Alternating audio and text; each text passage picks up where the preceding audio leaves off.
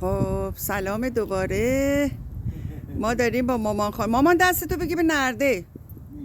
آره عجله نکن.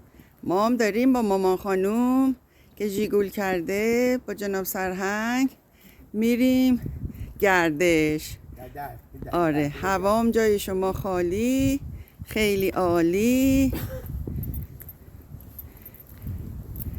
اینم محوطه پارکینگه اینجا.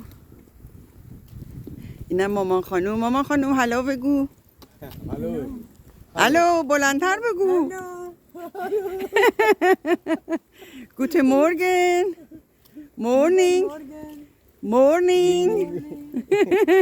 مامان ببین چه تیپی زده ها، مثل اون وقتا شده میرفته اسکی عینک میزده دیگه. و حالا میریم سوار ماشین مهناز خانوم شیم.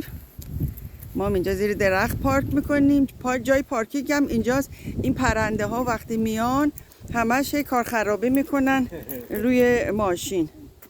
مامان جان فریدون آقا جناب سرهنگ بیا در وا کن دیگه برای مامان خانوم. مامان بشین جلو. خواهش میکنم. اینجا راحت‌تره.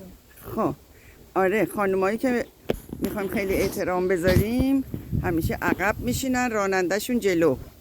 خب جناب سرهنگ درو ببند. مامان بای بای کن. بای بای بای بای. بای بای بای. خب حالا مهناز خانم و آقا